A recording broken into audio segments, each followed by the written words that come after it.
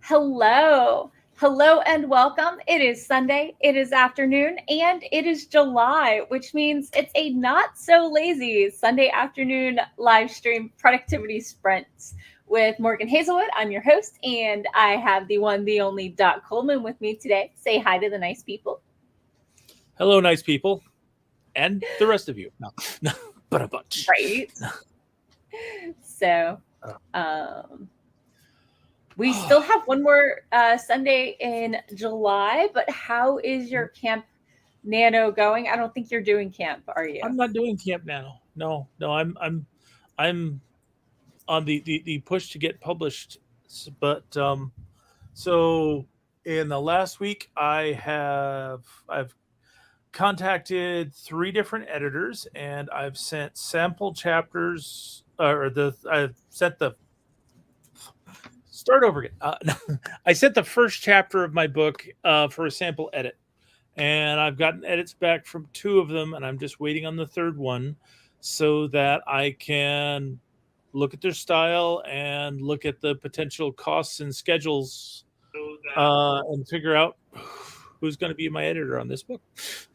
Awesome. Super exciting. So they all got it, and they're all hopefully going to get back to you in the next week or so? Yeah. Like I said, 2 of them have already sent me back. I'm just waiting on the 3rd one. So, nice. And that's the last one you sent out? Actually, it's the first one I sent out. It's the one I'm waiting on. The last one I sent out, I got an email back from her saying I've received it. I should get it back to you in 48 hours, and then later that evening she sent it back. I mean, within 48 hours, definitely. Yeah. Wow. Yeah. She also she comments a lot about padding her estimates so that she can always deliver even when life interferes. So, I mean, that's what they recommend doing. It's better to surprise somebody by being faster than have to reach out and say, hey, life happened. You got to multiply your estimates by a factor of 4 so you can maintain your reputation as a miracle worker. What's that a quote from? Scotty from one of the Star Trek movies. Gotcha. I thought so, but I couldn't quite place it. So, so I am deep into the revisions for my space fantasy, and I mostly finished 2 of the characters edits, because it's revision notes. It's not really going through, and so it's a lot of jumping around and making sure things are properly set up in the right order. And so I'm down to the character with, let's say, the B plot. And I need to make it a little stricter on the timeline when things happen and when who knows what happens. So, and because of pacing issues, I have been moving chapters around all week. Achievement unlocked. Like each character's chapters are still in the same order. It's just moving them before other things or splitting them so some of this stuff happens before, just to get the pacing working. And I might add in a new scene for this character. I'm not sure. It's a little touch and go at this point, but yeah, I split a couple chapters. I've got 2, maybe 3 more chapters than I did last week, but 500 additional words. But it's a little wiggly. I've never moved chapters this much in my life, but multiple points of view characters where it's not a single timeline with in a romance, they're having their things happen at the same time because the predominant stuff in their life is, each other. But in this one, we've got, a little more than that. You've got other things going on. Which, makes me feel a little validated, actually. When I started off writing, I was like, oh, multiple point of view characters with intertwining plots seems so complicated. I don't know if I'm ready for that yet. And then when I actually did it, it is actually hard. So I'm getting there. I mean, in my first book, I did a single point of view, but I don't know. It was kind of on rails, and this one I tried to get a lot more different. Try to put in more intrigue, more people with their own plots doing things. So even though it was still from a single point of view, you never got to see all of what was going on at any one time, and it definitely Right. does different things for the book. I very often add in, like, when I'm fast drafting, I usually follow a plot line to the end. And then in revisions, I go back and add motivations and other, priorities to the secondary characters because they have their own lives going on at the same time. So, but yeah, what is everybody in the audience working on? What are y'all working on? So how long did your chapters end up coming out? Let me see. Okay, so my shortest chapter right now is well, I have a prelude, but that doesn't really count. Is 796. Whoa, that's your shortest is 796 words. Yeah. Okay. Yeah. And my longest yeah. And my longest is oh no, that one already got split. Okay.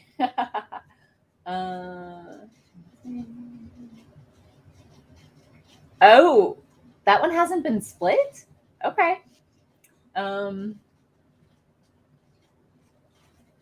It's a long one, is it?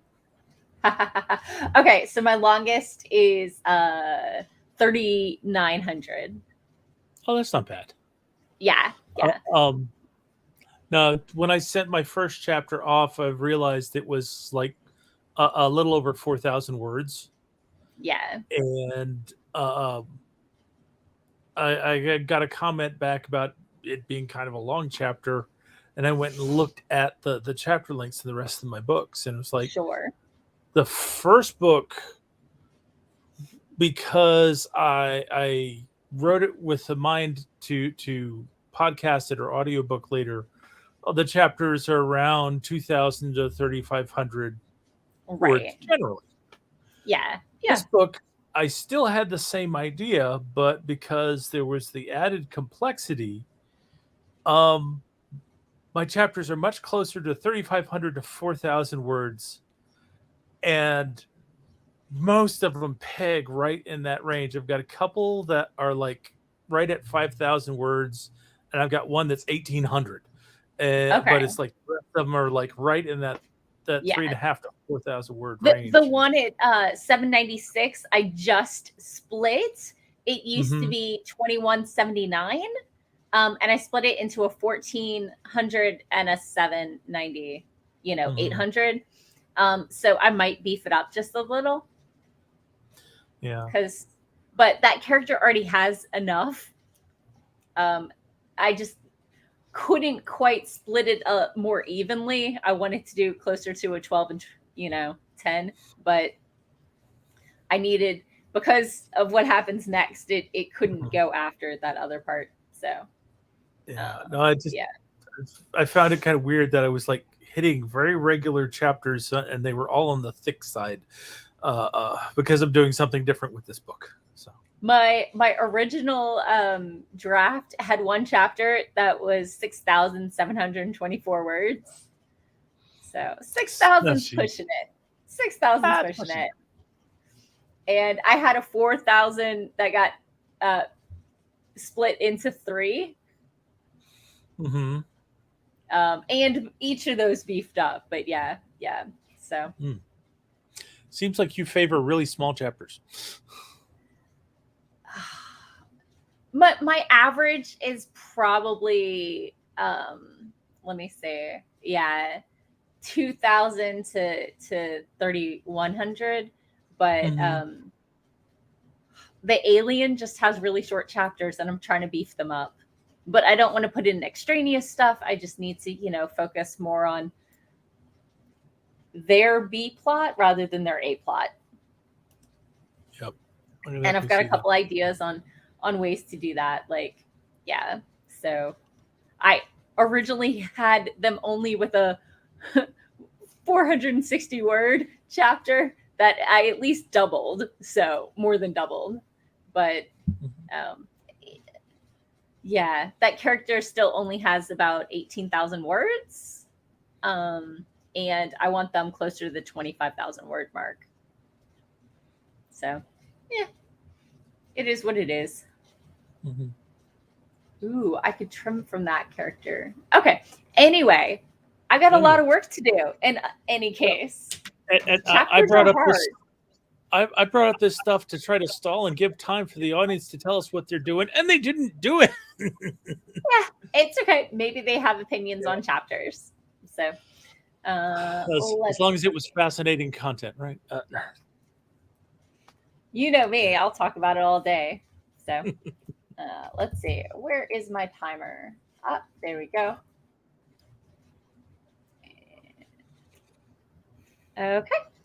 Let's go ahead and get some edits in. I'm going to share my screen. I'm going to share my audio. I'm going to share my tab. And there we go. On the screen. So let's go ahead and get started in 3, 2, 1. Boom.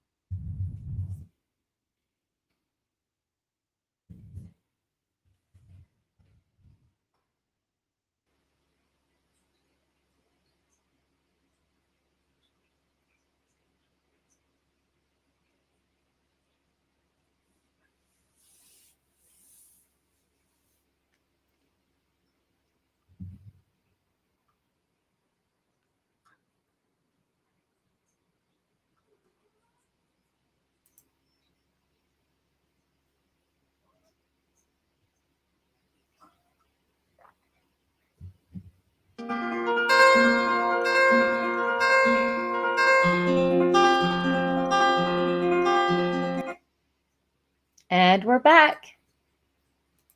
How was your sprints?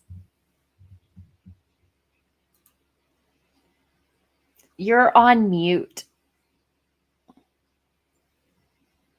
It was okay. I was on mute and I was going through and cleaning up some of the notes in the manuscript to get it ready to turn over to whatever editor. And it's going pretty fast, although I'm still seeing some things and saying like, did I change that or not? But it's also fun to also see comments on things that people like that I left in there. So nice. I ended up making myself a checklist and then organizing it by character and by order it happens in the story so that it was all together and in one place. And so I could check it off as I go through. And almost like an outline. it's a to-do list. So I got this new mug this week from Target. Okay. Progress over perfection. Nice. Right. I loved it. I had to take it home with me. So let's pop into the comments real quick. People came in during the sprint. Hello, Claude. Claude says hello, writing and reading today and trying not to think too much about going back to work tomorrow after a 3-week vacation. Living the dream. Sounds nice. Right. Hello, Godzilla. Thanks for coming. Comet is here. Hello and welcome. Raven made it. Nice. I'm glad you're awake in here. Oh, we're not using the O word, Doc. No outlines. Wait, I'm a plantser. I outline. I outline. Just high level. You just said it was a to-do list. Make up your mind. No. No. I was working off a to-do list. Remember when I told you the length of my chapters? Yep. they're numbered and in a particular order. And you want to hear how detailed these chapter descriptions are? First chapter, Okay. trying. Second chapter, meet the crew. Third chapter, first date. Fourth chapter, hear back from parents. Not very descriptive, but just enough to make the major plot point for that chapter. All it ever has to be is enough for you to know what's going on. Yep. Yep. So just trying to get the pacing right and make sure that it's fantastic enough and in the fantasy sense. I mean, hopefully I would like people to think it's fantastic in the other sense, but yeah. So I will be looking for beta readers in about a week or two. I'm hoping to have this wrapped up by next week, but we'll see how it goes. It might need a skim read just to make sure it's coherent and things didn't get moved too out of order, you know? So, but yeah. Ooh. Raven is actually working on the Critical Role / Exandria campaign that he's writing for Sako and her small TTRPG group. Awesome. Tabletop. Okay. Role-playing. Just my mind was blanking on what TT stood for in this context. Yeah. It means tabletop as opposed to, computer game. So, yeah. Last week was a tough week. I'm kind of wrung out. Question. In this case, does tabletop mean like offline or through like Discord? Because I know she juggles both. So or is it a streaming game? Where it doesn't matter where you're playing, but you're playing live. Right. Yeah, it gets mixed. So see, I think of that when people describe it as a critical role type thing. But Critical Role is a podcast, right? Is a channel. I thought it was actually a video podcast. But it's basically these people recording their gaming sessions. So. Web series. So web series. Apparently is what they're podcasts aren't good enough anymore. No. Yeah. Oh, okay. The game uses Discord, but her family's in it, so it's not necessarily streamed. Gotcha. So she does have some streamed ones, so you can definitely check those out. Her channel should be linked below since you're coming from YouTube, Claude. So just wanted to put that out there. But she might pop in later. She was getting to a late lunch, early dinner when I reminded her about the stream. So I haven't done tabletop in a long time. I've been in an ongoing game since 3 months after my 11-year-old niece was born. We have switched out some players. There was the TPK where everybody died.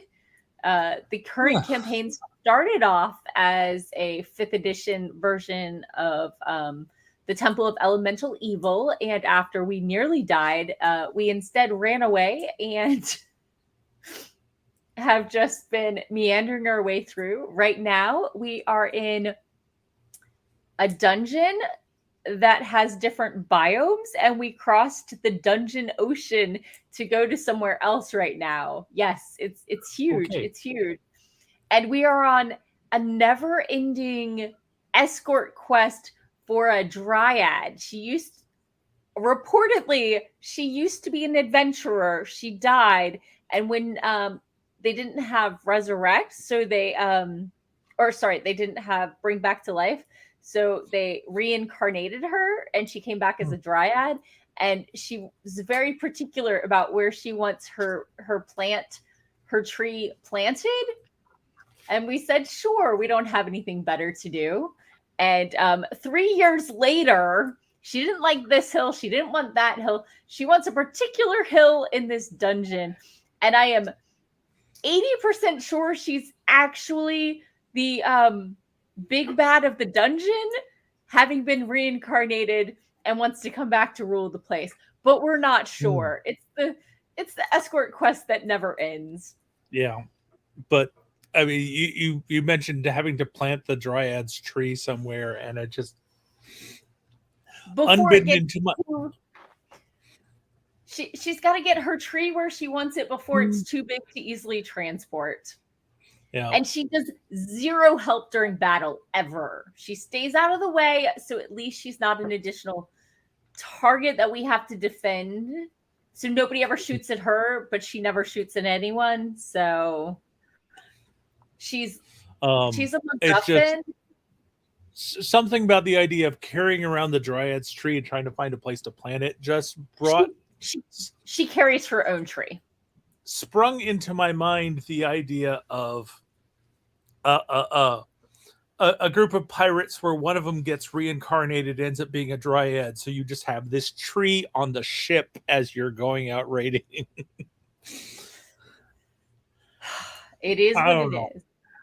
Okay, so we have had our selves schooled. Critical Role is a bunch of quote unquote nerdy ass professional voice actors who play Dungeons and Dragons. It's got its own licensed campaign setting, a long-standing web series that started on YouTube and expanded to Twitch, or maybe the other way around, and now an animated series. It has books, comics. They're really a multimedia empire at this point.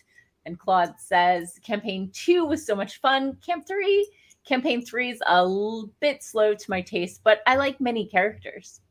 So, yeah. Oh, goodness.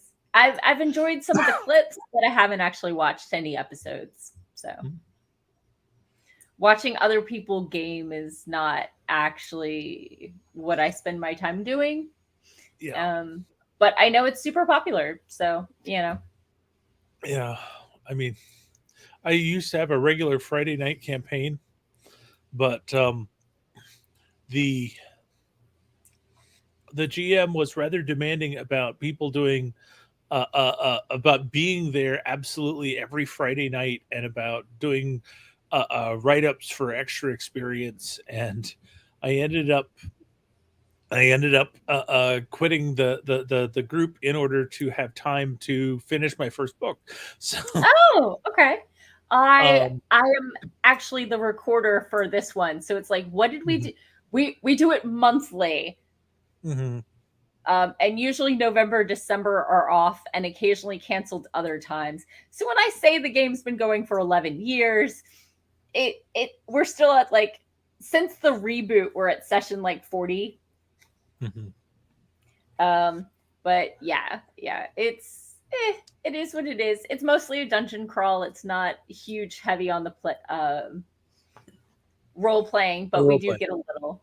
We managed to not fight our way through several of the biomes. We did one of them. We did like a trial by competition where, you know, we had our mage do a magey thing, and we had our, you know, a wrestling match and a sprinting match and that sort of thing. So Raven says, I've liked each campaign for different reasons and with different actors, characters, and the episodes are on average 4 hours long, so it's understandable not to watch them all. I think watching the average home game wouldn't be as interesting as watching professional actors playing their characters fully voiced and immersed. And Claude says, what I miss most with all the online playing is to actually roll real dice. Since COVID, we've only played online. My GM didn't want to do online, so we took a break for COVID. I was super excited when we finally got back in person because the last social thing I did outside of my house before lockdown was the Sunday before lockdown started on Monday, was Pie Day. And we had pie at game. And then 2 years later, we started off the session before Pie Day. So we started off, I guess, back in February. So yeah. Claude says, I tried. Go ahead. Go ahead. You've got the quote up there. Or I'll go talk because you're drinking. when you talk about the average home game, wouldn't be that interesting. I just like I developed my voice acting chops playing D&D, so I think you may be underestimating some of those home games.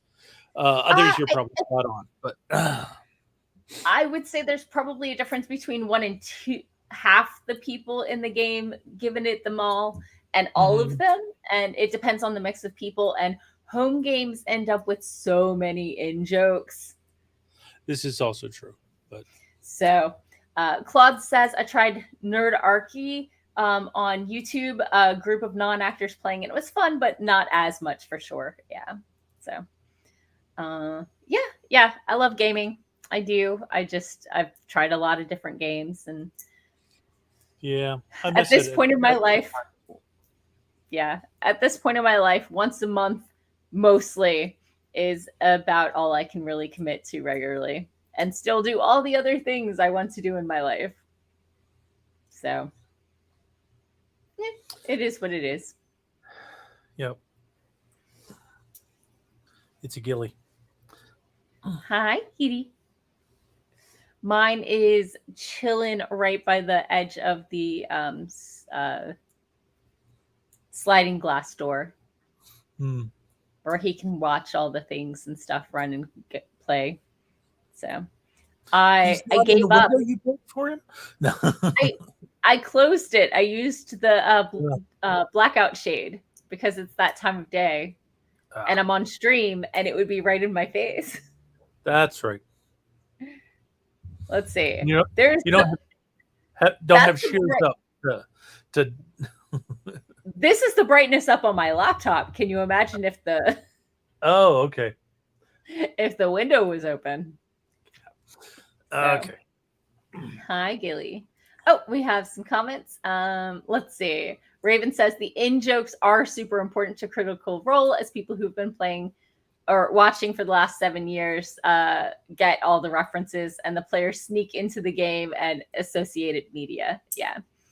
There were all sorts of Easter eggs in the Legend of Vox Machina cartoon. Yep. Cool. So, I can imagine. Sprint? Yeah, let's sprint. Let's sprint. And if you came in late, let us know what you're working on. We love hearing, what other people are working on. And if you're not working on anything, let me know what you're snacking on, because I appreciate a good snack. Yep. Today, wait, is it been snacking I am a snack? Baha. Sorry. Today I've been snacking on chocolate chip cookie dough. So quality stuff there. So, okay. I'm going to add this to the stream. I'm going to figure out which tab it's on. I'm going to reset. And because it's 2022 and Morgan is easily amused, we're still going with 22-minute sprints. And let's go ahead and get started in a 3, 2, 1, boom.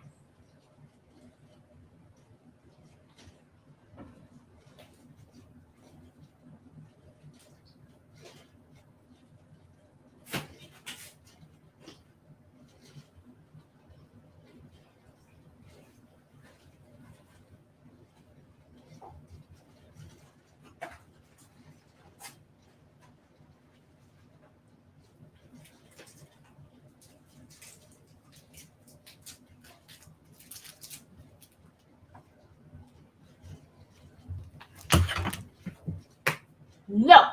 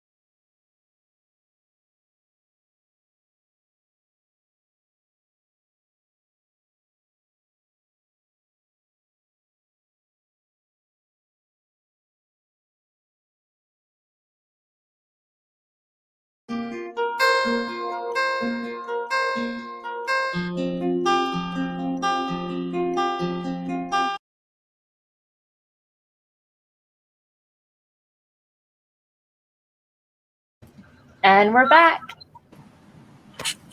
And we have a Sako. Hello. I have a Just- full belly. Yay. Just as I was about to say hi, somebody grabbed my mouse hand. So, Ah, Just the stage he's going through. How's it going, Sako? it's going. It's a roller coaster. You know, like the first half of the week was a doozy of a like going to the underworld sort of situation. And then the second half of the week was like super amazing. And then last night I got like a double dose of that in like a 12-hour span. oh wow. Yeah. So like Yeah. the ups are high, which is great, but the downs are low, and that's like not great. Yeah. I'm sorry to hear. Yeah, well, Yeah. So, but happy to hear about the like yays. yay! Yeah, What a week. what a week! Yeah. And I have 1 week until Penzic. Oh my gosh. Huh. Are you making any new garb or are you set there? I think I'm not gonna make garb this year. Okay. Sure. I think I'm just gonna use the garb that I've got. Okay. Do your parents go with you? Nah, not anymore. Okay. Did they introduce you? Mm-hmm. Yeah. I was like 16. Yeah. I don't know if I would take a 16-year-old to Penzic. I would. I- Of course, I remember what it was like being a 16-year-old at Penzic. Yeah. I just, for some reason, to me, it makes sense to take smaller kids and older kids, but teenagers that are just at that, like, probably could use more supervision to not get into as much. Yeah. Their impulse control and Penzic seem like a match made in trouble. Mm. But I thought it depends- was super fun.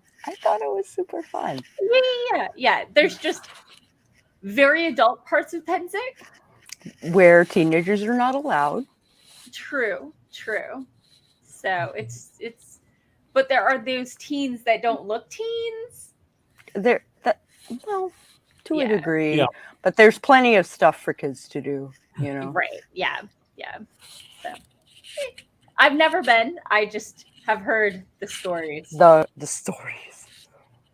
So No, I've never been either, but yeah, Penzic is kind of the reason why I can never have a birthday party.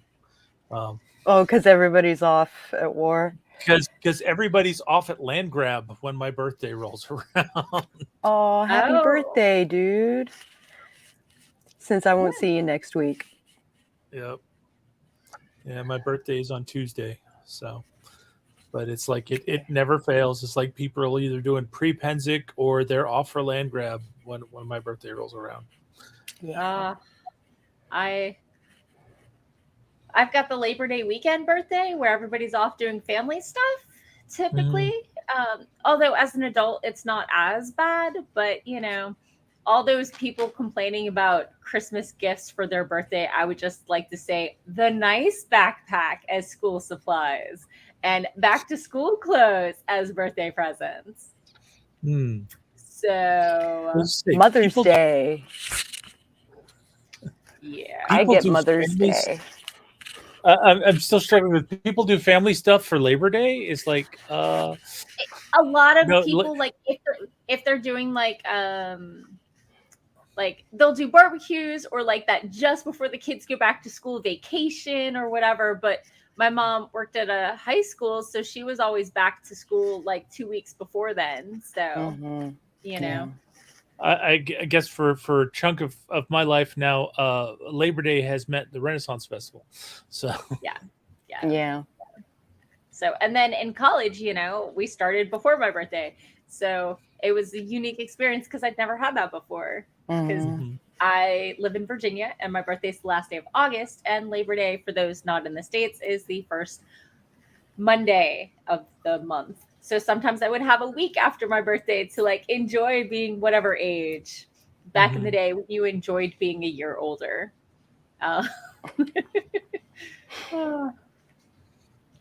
Kindergarten. Daniel Camp told me I look like a 4-year-old, and I was so offended. I had been 5 for at least a week at that point.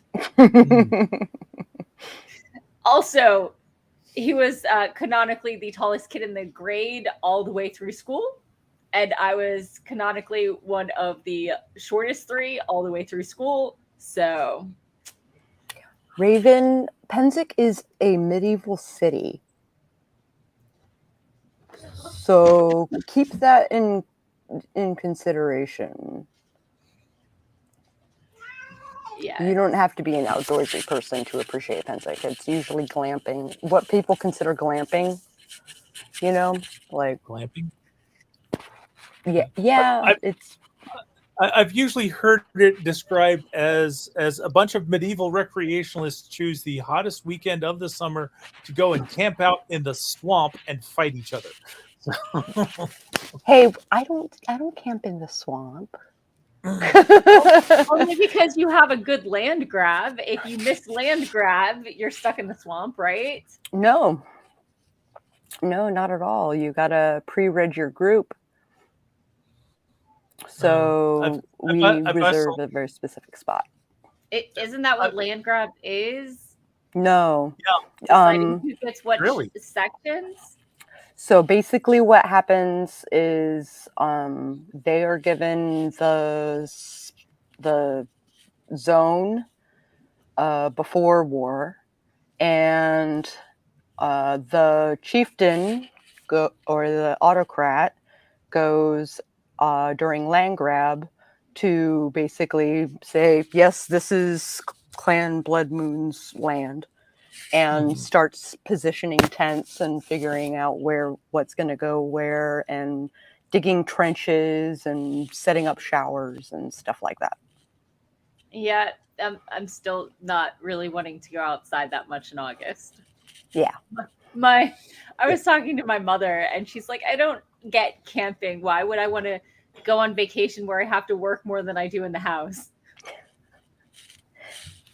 I am a total slack ass at Penzic.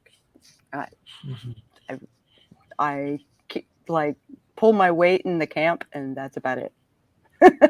Yeah, but cooking not in your house, having to haul everything out there. Oh, I make plans with people who cook. Always a good plan. I mean, that's how my life works. Yeah. Men are for cooking. If they don't cook, then I cook them. I'm not really sure how that through, that does remind me, I haven't made my plans for nom noms this year. This is important stuff. So, time for a sprint so you can start. I have a lot of planning to do. So what are you working on today? Planning for war? Getting ready for war? I was working on some beats for the 4th Damned Hitman book. I'm parsing apart the books to be a serialized series that will go on Vela instead of a 6-book series. Okay. So I can include all the side stories and all the short stories that were in between books and all of that jazz too. So yeah. Raven says that's pretty much me, Morgan. My body can no longer function in heat pretty much at all. It's been a long time since my years as a soldier at Fort Bragg or Fort Gordon or Camp Roberts. Yeah, I got you. I gotta say, the meds that I'm on make heat and sun kind of problematic. So I am a slug. Yeah, since I got on my thyroid meds, he and I have not been friends. And I used to work at an amusement park all summer out in the sun and the heat, and bag of nope. I definitely like my air conditioning. Yeah. So people, who don't live in Virginia can't. I mean, It's over 100 degrees, which let me convert for you Celsius people. It's 37, 38 degrees right now. Mhm. And that's a lot of degrees. And, pushing 100% humidity. So apparently sweating is supposed to cool you off. I've heard it does where there's drier, but Where it's drier, like it's But not when you so get to great where it's 100% humid. humidity, that don't happen no more. no, Uh-huh. there is no evaporative cooling because you are less moist than the air. Which Mhm. leads Yeah. to my theory of if you strain the air through your teeth, your mouth is less humid and cooler than the air around you, and the moisture from the air should condense on your teeth, right? So then when you inhale, it's less humid than the air if you don't breathe in through your teeth. Yes, but then you're drinking hot water. No. Yeah, Hi. it's yeah. Summer in Virginia is its own unique hell, Yeah. and I grew up in a marsh, so that didn't help. I am in a marsh. Yep. So. It's So every few years we get one of those nice summers where it's like the temperature tops out in the high 70s and it doesn't really get really hot.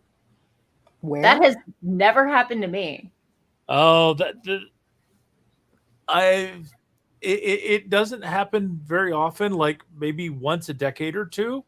When But I I was a kid, we used to fry eggs on the sidewalk. know when I was a kid, when I was a kid, 80-degree temperatures were unheard of hot.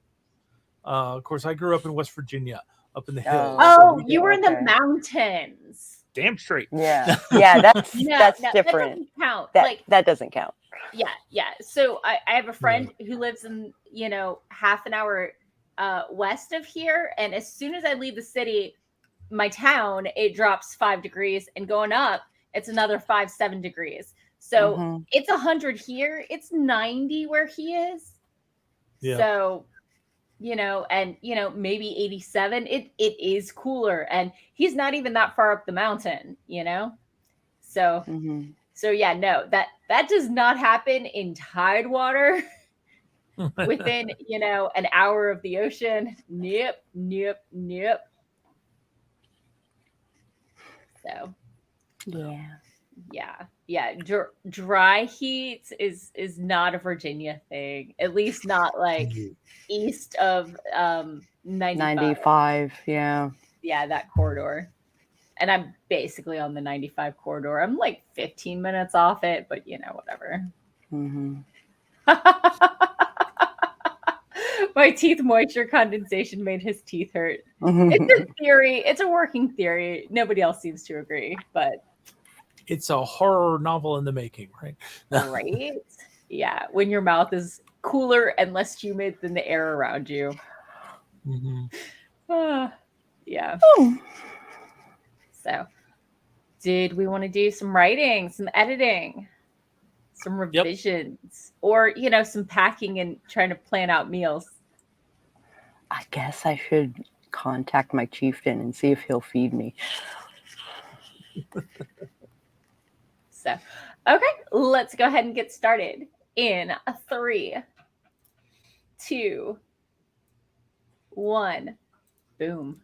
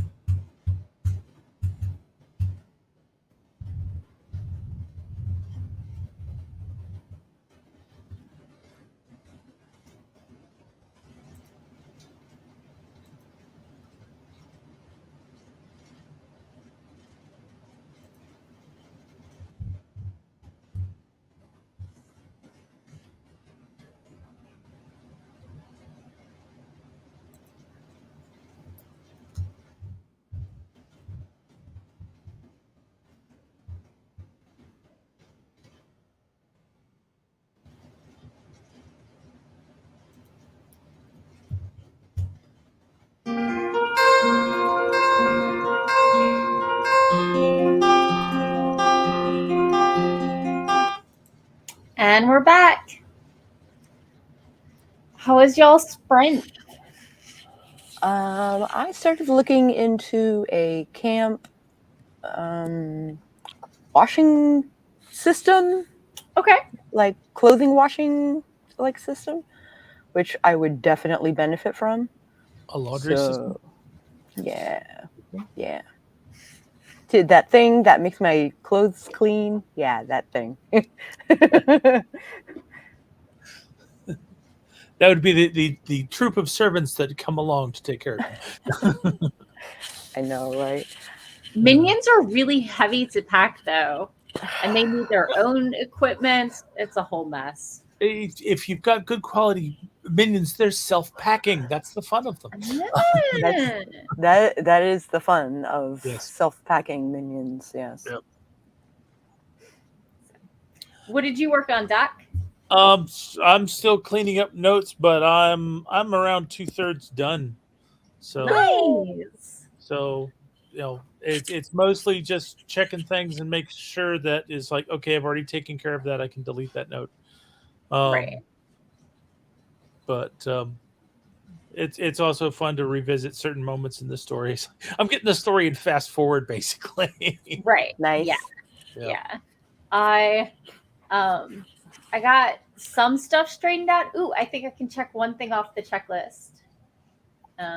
But I was hoping there was more pages in between the slight mention and them showing up, so it was less of a foreshadowing Shock. and more of a It's 52 pages, so maybe it's far enough away that it's like, oh yeah, they mentioned that person earlier without it being a blatant setup. I don't know. We'll see. So sometimes it really depends on the reader, because I mean, it does. Because looking at some of the beta comments I've got, it talked about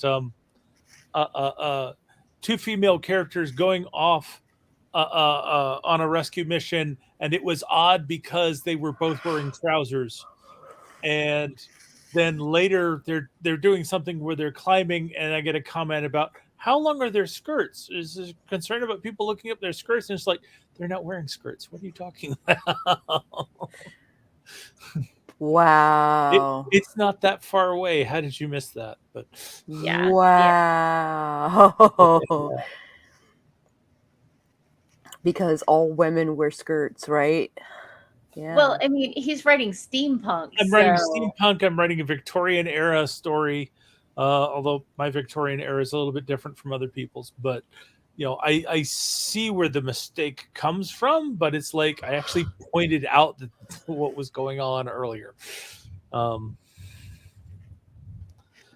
It's sometimes I get beaten up because I repeat stuff a lot, because I figure my readers are clueless. So they're not going to pick up on this. And then I get beaten up on it. And then I say, okay, the readers are more attentive than I think they are. And then it's like they keep missing stuff that's obviously right there in front of their faces. Yeah. I'm running into that quite a bit too. Sometimes it's because they put down the book and then come back to it. And sometimes it's because they're skim reading, and maybe that's not what you should be doing when you're baiting. And not really reading. They're just like skimming it. They want to know what happens, and they don't care about the details, and then they call you out on details. Seems a little foolhardy. Foolhardy. That's an interesting term. Foolhardy. Yep.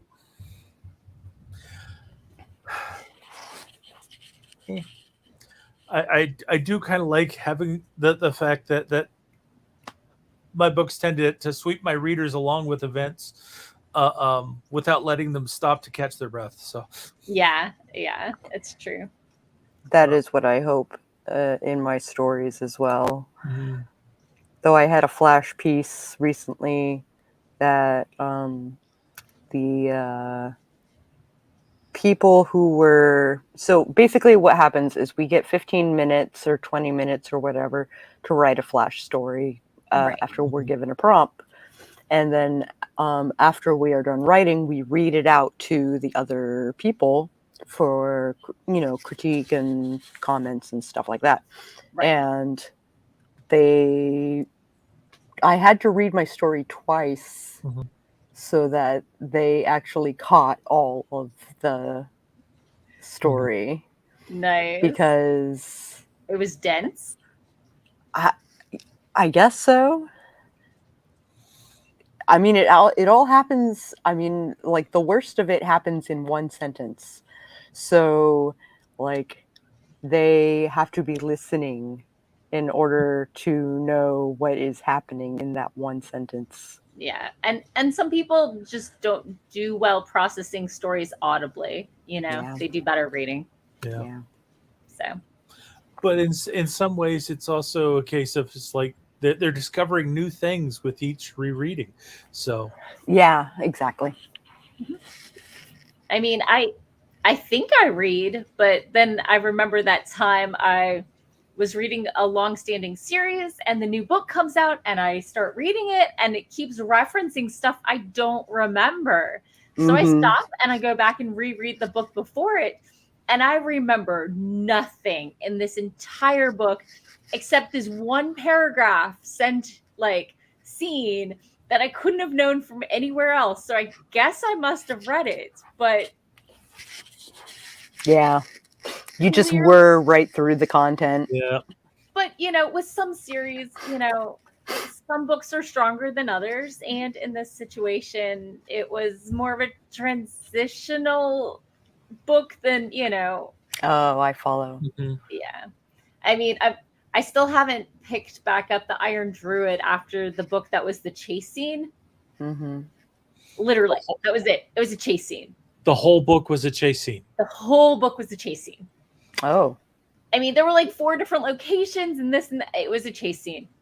I'm like, so somebody got a 3-book deal. sequel deal and only had plot for 2. Yeah. But I heard it got better, because sometimes transitions have to happen. You've got to go from point A to point B and introduce these characters and a couple plot points. But sometimes it's just not as well integrated as one might hope. Mm-hmm. So, I mean, I really enjoyed the series and I should get back to it, but it didn't help that was the most recent one at the time I was reading it. Mm-hmm.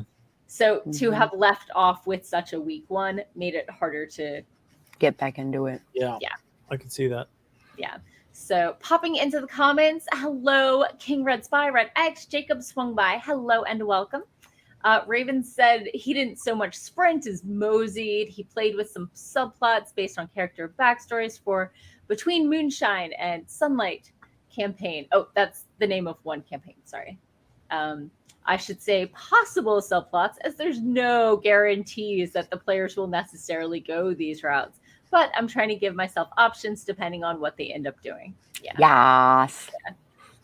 There's also always the illusion of choice where you let them choose A or B, but both routes lead to the same subplot. Yeah. No matter which way they go, they'll end up stumbling on the same clue. I am not a great GM. I did it once and I was definitely a little railroady and I made a lot of mistakes and, Who doesn't? It was my first time. Yeah. I owe some people, one person, an apology for having the waitress keep flirting with them when they were clearly not interested. But other than that, I think I did adequate. Right on. So I give them tons of options and they get to pick which they go to, and they all roads lead to Rome, right? So Rome being the meta plot. Yeah. So we are at 6:30. I still have editing to do, but if y'all have to go, I would not be sad for a dinner break. So let us do that dinner break. Yeah, I think that's it. Okay. So Raven it's been a tough says, week and I'm tired. So yeah. Raven says he's still trying to find his footing and learn from other GMs and his players, especially the latter, since they're the ones who the story is ultimately for. Yeah. Right on. Yeah. If your players aren't having fun, then what's the point? Yeah. So, well, hopefully everyone should have fun. So, ideally, everyone, the GM included, should absolutely being be a having GM fun. is somewhat like being a parent. You want to put problems out there in front of your kids and have them discover the right answers. You feel happy for them. And sometimes they burn everything down. And sometimes they burn everything to the ground. And sometimes there's a total party kill. They run from your house screaming. No! I have actually had a woman like leave my vampire game crying. Oh dear. She left early and she was bawling her eyes out.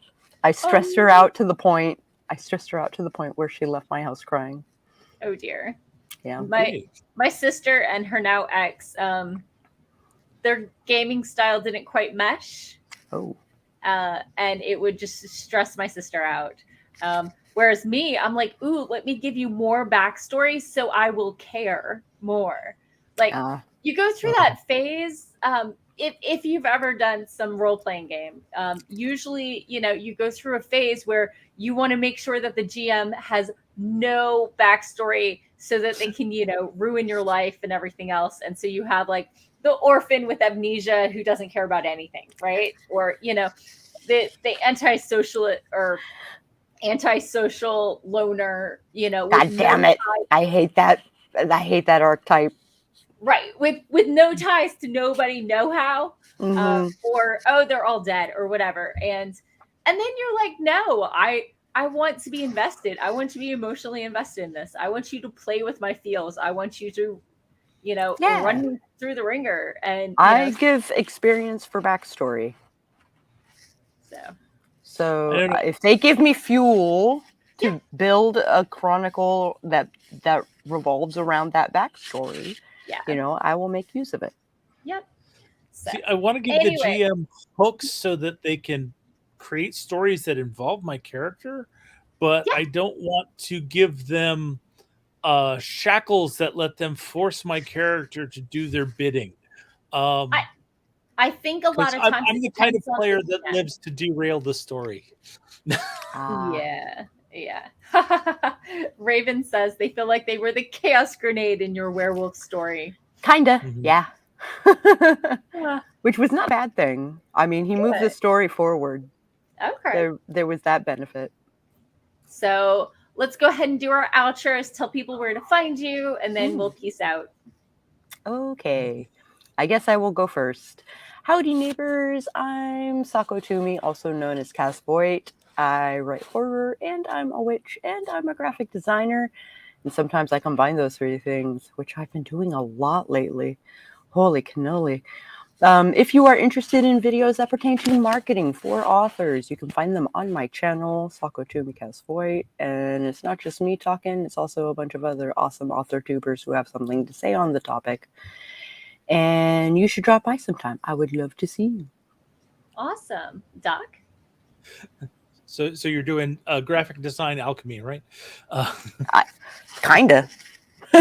Yeah. Basically sigil work that is going to be a logo. Yeah. All right. Folks, I'm Doc Coleman. I write steampunk comedy adventure.